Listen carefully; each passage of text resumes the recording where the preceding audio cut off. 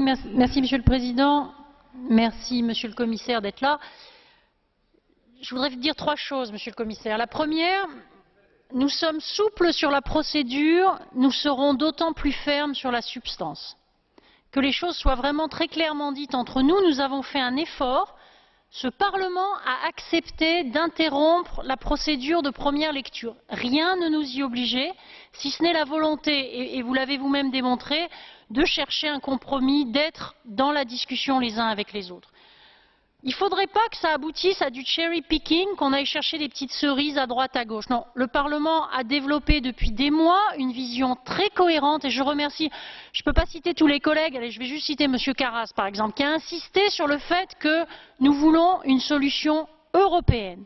C'est ça notre marque de fabrique, c'est ce en quoi nous croyons pour des raisons d'efficacité. Deuxième remarque sur la date.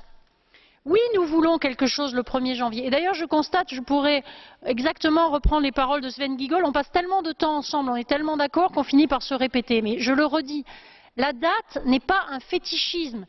On ne veut pas le 1er janvier pour le 1er janvier, c'est le 1er janvier avec de la substance. Mettre la pression sur le Parlement seulement pour aboutir au 1er janvier à un simulacre de supervision européenne, ce n'est pas ce que nous voulons.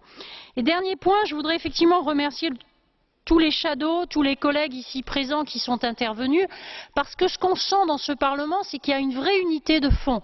Bien sûr, chacun a ses sensibilités, mais pensons tous, et j'attire votre attention, Monsieur le Commissaire, là-dessus, je l'aurais fait si la présidence avait été là, avec quoi allons-nous retourner devant les citoyens à la fin de cette histoire ? Aurons-nous mis en place au moins les fondations, je ne dis pas le dernier étage, mais les fondations d'une maison européenne solide, ou allons-nous revenir avec un de ces pseudo-compromis dont le Conseil a le goût, mais dont le Parlement se passe volontiers? Merci.